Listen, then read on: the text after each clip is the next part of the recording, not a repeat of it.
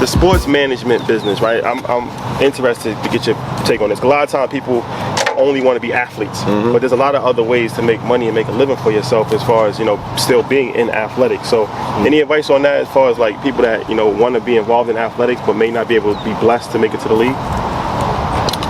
Sure. Well, I mean, me personally, I grew up in Chicago around a lot of the guys. Like, I grew up like with Isaiah, Mark Dwyane, Glenn Rivers, those guys, maybe 2 years under them I am. When I saw that I wasn't, you know, I played overseas like 2 years. Once I was over it was like, no, I know I'm not doing the NBA, so how can I still be involved? And the thing that I do is mostly with my guys, they have a need for what I do, you know, as opposed to anything.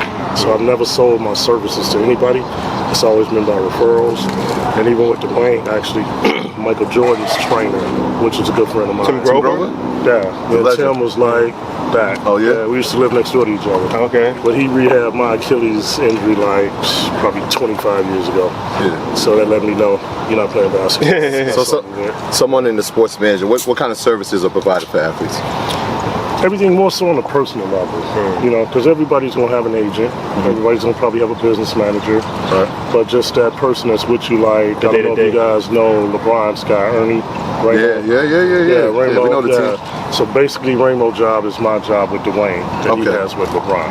Gotcha. So I've been with Dwyane now like 8 years. Make sure everything's right with him. Yeah, so over the years, I started with Mike Finley, Dirk Nowitzki, and Steve Nash. Oh, Dallas. And the Dallas Connect. Yeah. 5 years in Dallas. Okay. And then after that, went to Miami because Antoine Walker was one of my clients because I've known him since a kid.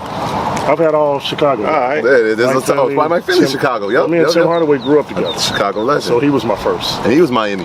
Yeah. There you go. So my ties run a little deeper, you know, and a lot of guys like, what does Dre do? What does Dre do? I'm like, Dre does with the people that know what he does. So, if you know, you know. Exactly. Yeah. But I mean, I just like to look out for the young guys because there's so many.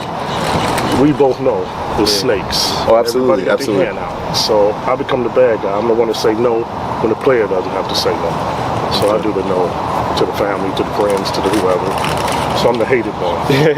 But somebody got to do it. Somebody got to do it. I get paid good to do it. I do it well. That's what I'm talking about, man. Yeah, appreciate it. Appreciate you coming on, man. Thank you. You told me you used to be LeBron's trainer. I worked with him a little bit when he was here in Miami. Okay. Yeah, a little bit. He was he's with Mike Mancias full time. Okay. And then he would just subcontract workouts to me, and then that's how I met Dwyane. Okay. Yeah. Okay. Yep. Okay. So how'd you get into training? I went to school. My background's kinesiology. I did post-grad athletic training. That's tough. That's no joke. No. Kinesiology is no It joke. took me 5 years, not 4. Yeah. Went to school in San Diego and then just been doing it. I'm 43 now, so I've been doing it about 22 years. You have your own gym here in Miami? Yeah, I own DVC, so biomechanics facility down in the design district. That's what he was telling us. Yeah, we house about 150 athletes a year through the entire NBA, PGA, NFL. We do all their off seasons, and then some people that just, you know, for example, like Bron at 15 with his back and stuff. That was our place that stepped in, and our biomechanics kind of looked at his back, fixed it. So we do that. It's a huge business because I used to go to IMG Academy. Okay. And like Joe Bunasaw, you know him? Yep. So, and that's the first time I actually saw like the business of training. Yeah. Then I feel like it just skyrocketed. That was like 15 years ago. But I feel like training is like, they're like superstars now. Yeah, everybody. What's the kid with he got the sneaker deal? Chris Brinkley. Chris Brinkley got sneaker deal with Adidas. Yeah. So they do that, right? So there's two facets to it, especially with the NBA. So there's the on-court guys like Remy, Chris Brinkley, that demographic, and then our side being the strength conditions, core performance, biomechanics stuff. So I think training, honestly, really kind of blew up about 6 years ago is when people really started looking at guys like LeBron, Dwyane, They're staying healthy, and these people staying healthy and going, how are they playing so many games at such a high level?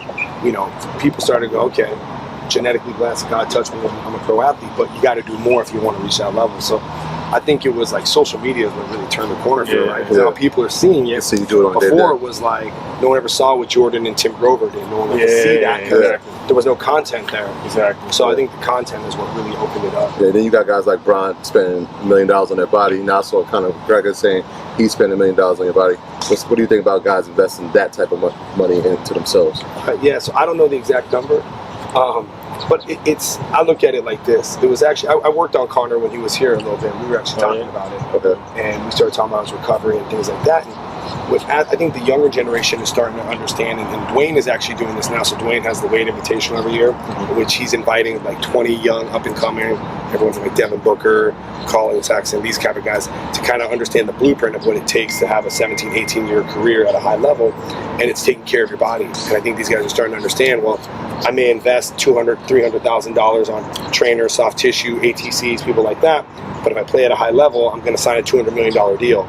That $300 investment seems like a great return, right? Yeah. So I think Bron, when whoever was at leak that sort of got that story out about how much he spent, now they started waking up going, okay, that makes sense to me, right? Yeah. So invest in yourself. Yeah, you got to, because if your body don't work, you can't play at a high level. If you're injured, you're missing games, you can't play at a high level, right? So if you look at it, you look at guys like D Rose.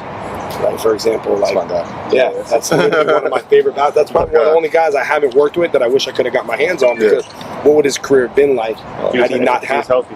Yeah, I'm a diehard Bulls fan, so my daughter's name is Jordan Rose. Okay. After my favorite two Bulls players. Yeah. So yeah, tough. But he's recovered and playing at a decent level now. But you're right, man. What could his career have been? And you know what? I think, because I saw that interview, I think Connor said it best. Like, he would go out and spend $100,000 on a richer meal, or spend $500,000 on a car, but you won't spend that on your body.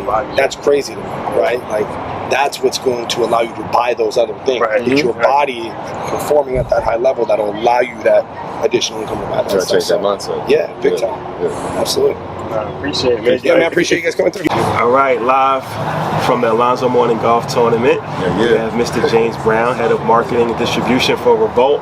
Thank you for joining us, first and foremost. Yeah, thanks for having me. Yes. So we're a business podcast that we just got explaining. Everybody, a lot of people want to be in entertainment, right? From your perspective, what are some of the tips that you can give people outside of just being a musician? Like, there's other roles to get in entertainment, like yourself, and I think that's important. Like, what are some avenues that people can get into entertainment other than being a musician? That's a great question.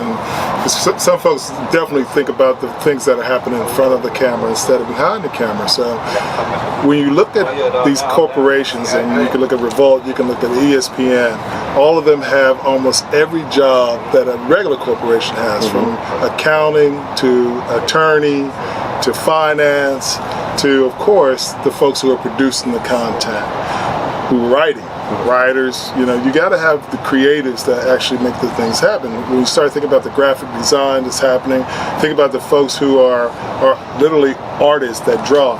My good buddy Alonzo Adams is here with us, and Alonzo is an actual artist. And so folks like him, we could absolutely lean on to create that look and feel.